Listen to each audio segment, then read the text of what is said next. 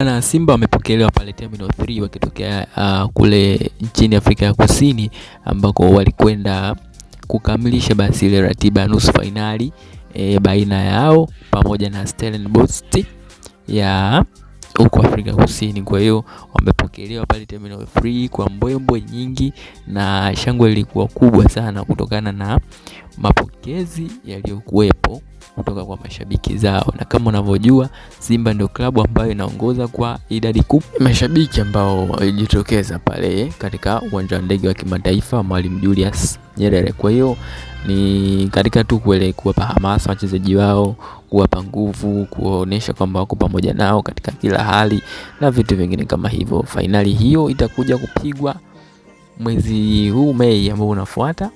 Nafikiri ni Mei 25 sijui kitu kama hicho. Kwa hiyo ni mwezi Mei, ndani ya mwezi Mei tutakuwa tushamjua bingwa wa shirikisho barani Afrika.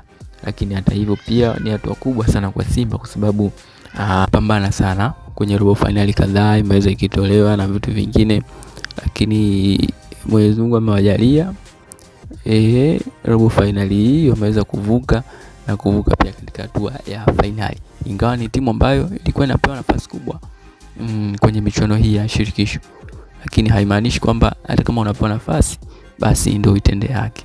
Lakini kwa Simba wametendea haki vizuri na wanaendelea of course. Kwa hiyo cha msingi ni kuombea waweze kuleta heshima hapa nchini Tanzania kwa kubeba ndoo ya CAF Confederation Cup.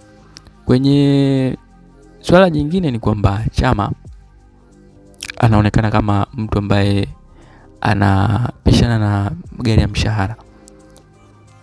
Kipindi ambacho Chama anaondoka katika RS Berkane, timu ya RS Berkane iliweza kutumia miezi kadhaa tu kuweza kubeba kombe la shirikisho, lakini kipindi hiki ambacho ameondoka Simba imetumia tu msimu mmoja kwa timu ya Simba kuweza kuvaa medali, pengine pia kupata ubingwa wa CAF. Kwa hiyo ni namna tu ambavyo anatakiwa kujitathmini yeye mwenyewe katika vilabu ambavyo anaondoka na kuelekea. So, NTV.